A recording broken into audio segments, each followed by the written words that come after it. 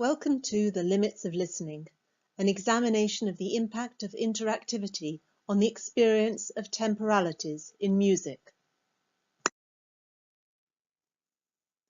For well over a century, technology has allowed listeners to stop, start, speed up, and slow down the music they listen to.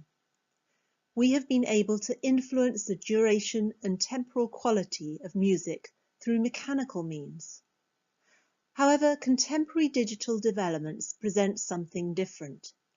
Now, through immersive and interactive digital interfaces, the listener is able to manipulate the music as they listen, essentially recreating it through their encounter. Interactivity destabilizes the temporal relationship between the music and the listener. And at one level, this is simply because the listener is able to, and furthermore invited to, influence its duration and sequential unfolding through interfaces designed for collaboration. Music, lodged in digital space, becomes mutable as the listener enters into the creative arena and manipulates the sound experience through the formal participation demanded by forms such as video games, online opera, digitally dispersed experimental music, and multimedia performance. This problematizes the cultural hierarchy between composer and consumer. Interactive music has an existence that is somewhat independent of its creator because it incorporates the creative actions of the listener.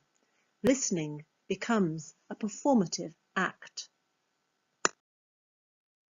Everyone listens differently today, and this is not only because of the way composers and designers exploit digital possibilities in creating their work, but also because of our own devices, the many digital objects that surround us, which allow us to embrace new temporal possibilities.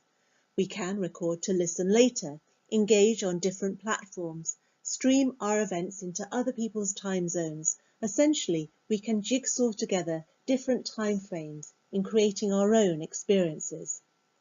Technology changes the way we experience aesthetic time by introducing our personal time as a legitimate element into the work.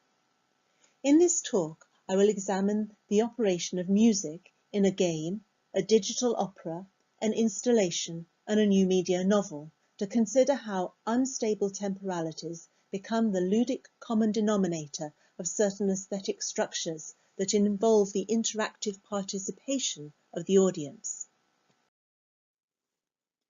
Jessica Curry and Dan Pinchbeck's video games, Dear Esther, 2012, and Everybody's Gone to the Rapture, 2015, distinguish themselves from mainstream games because they offer, instead of epic, adrenaline-fueled action, a more contemplative, intimate involvement which encourages the player to embed their experience and imagination in the sounds and atmospheres of a personal journey. Here's a section of Dear Esther.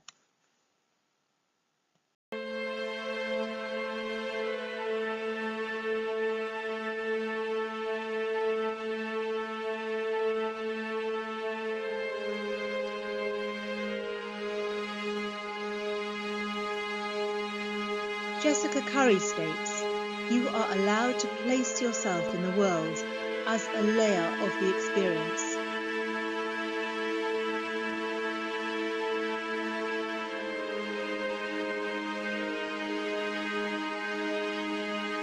She goes on, and often, interestingly for me, it's about psychogeographical space, which is what we do completely.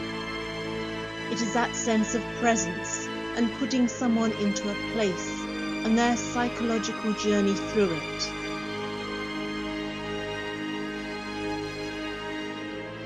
And Curry equates the playing of her game to the role of an instrumentalist. Playing here is an aesthetic act in its own right, where the evolving score envelops and characterizes the experience.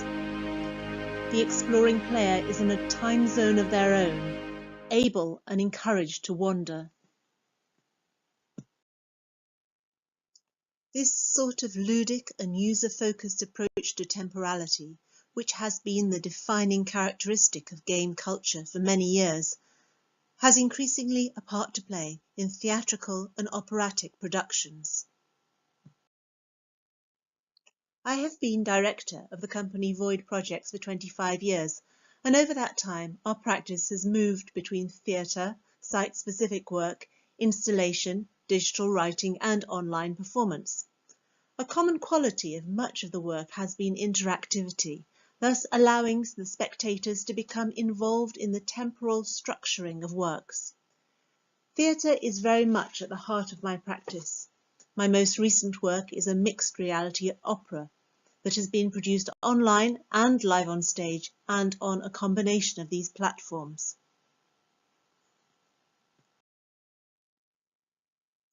The Two-Sided Boy is a piece that emerged from a competition for a web opera that was done for a conference at Glyndebourne.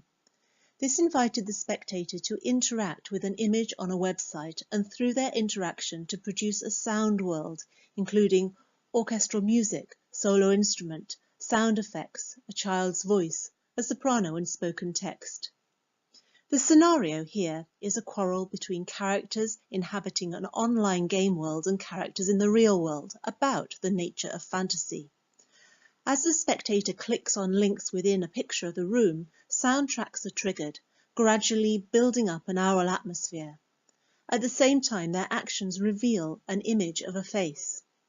Importantly, because every spectator interacts in a different way, every sequence of music is different. A new piece is created every time. So, here's one I made earlier.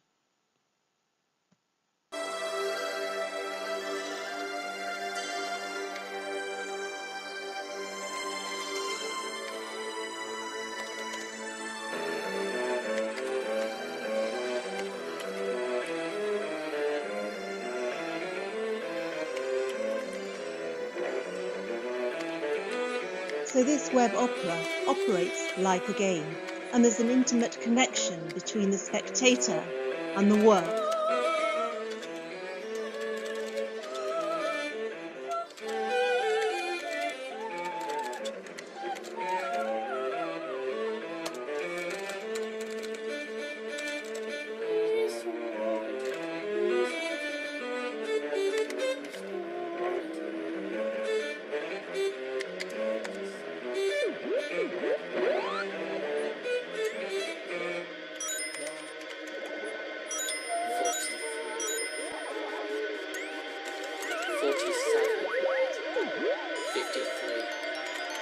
But unlike a game, there is no right way of playing, and the interactivity allows the user free rein in terms of a temporal engagement. 67. 70.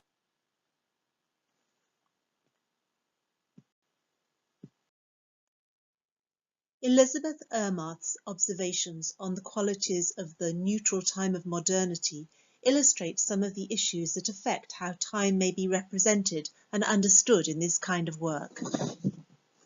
She suggests that fictional time is an artificial construct that has become naturalized through historic tradition.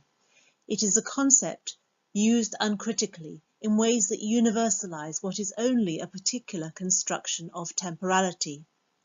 She goes on to explain that our tradition is to regard time as a, and I quote, natural common denominator, a single system of measurement for things contained in it.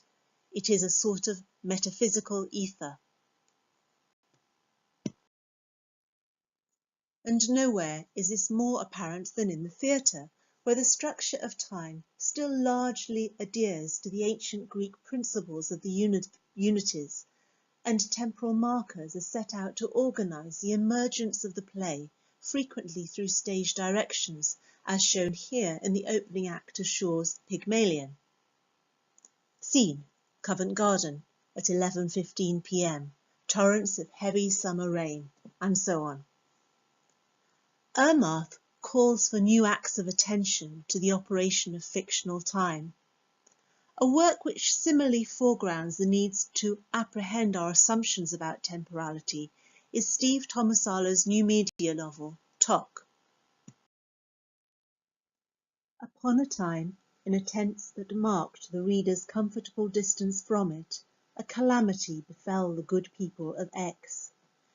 The opening of Tok alerts the reader to its preoccupation with time.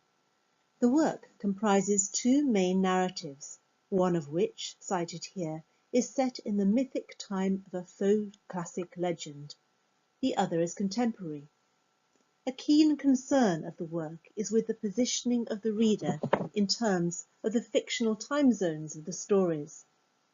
Its use of the past tense to separate the reader by a comfortable distance from the narrative is belied by its array of devices designed to draw the reader's senses directly into the particular rhymes and rhythms and time zones of the work. Images, films, animation, graphics, music and spoken word involve the reader's senses in its complex operations.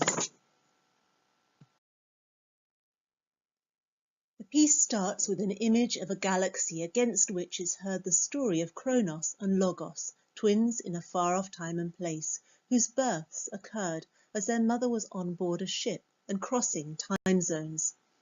As the image zooms from outer space to an island in a blue ocean, the reader hears how disagreements about who was the older twin developed from boyhood feuds into adult battles.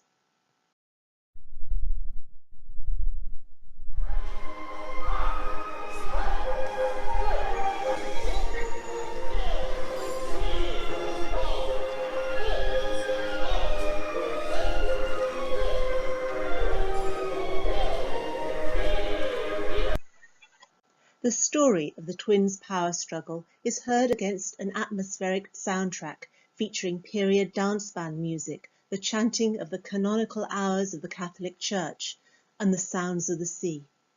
The reader is invited to vote for either Kronos or Logos by dropping a virtual pebble into one of two marked boxes that appear on the screen. The action triggers a network of loosely connected stories weaving between contemporary and historic time zones. Alison Gibbons remarks, identifying the reflexive quality of the reader's participation, and I quote, "The interactive performance involves a split displacement whereby the reader is both self-consciously aware of his or her own physical interaction and immersed through re-embodiment." So, the reader takes on a performative role as they become part of the work, but also they remain distant from it as they operate it from the keyboard. As in Jessica Curry's work, the user's encounter involves learning how to relate their own time to the fictional temporalities of the piece, and how to develop a practical understanding of the rhythmic relationship between the two. Gibbons has commented on the prominence of process time in this work, stating, "Process time effectively overrides discourse time. Certainly it renders discourse time less significant." A distinctive feature of Tok is the depiction of the many time zones and references to the operation and measurements of time. Here the sound, including language and music, is layered with multiple narratives, creating a contemplation on the complexities of time. In contrast to this cerebral treatment of temporality is a performance experiment I was recently involved in that involved working with musicians simultaneously in different countries, performing across actual time zones with the help of digital technology. This work, which was called Time Shifts, was a development of Void's web opera and was produced by the experimental music producers and record label Non-Classical for a live streaming event at the end of 2014. It involved different groups of performers in venues in 5 countries who interacted with one another via a live link video channel. Here the audience in each venue had a different experience, made up of their engagement with their own live performance in their own time and the screen performances streamed in from elsewhere. Furthermore, disparate audiences in all the venues were sharing their experiences live via social media. There was a closeness and community and a somewhat chaotic feel to this international music event, which illustrated the significance of shared time as a denominator of liveness, a significance that Philip Auslander has identified. He comments, "Our current conception of liveness emphasizes a temporal relationship of simultaneity more than a physical relationship of co-presence." The concept of shared time among disparate participants is foregrounded in the final work I'll consider, Listening Post. This collaboration between Ben Rubin, a digital artist, and Mark Hansen, a statistician, makes use of live samples of conversations captured from social media, which are presented on 231 small digital screens, arranged in an arc around its audience. I am.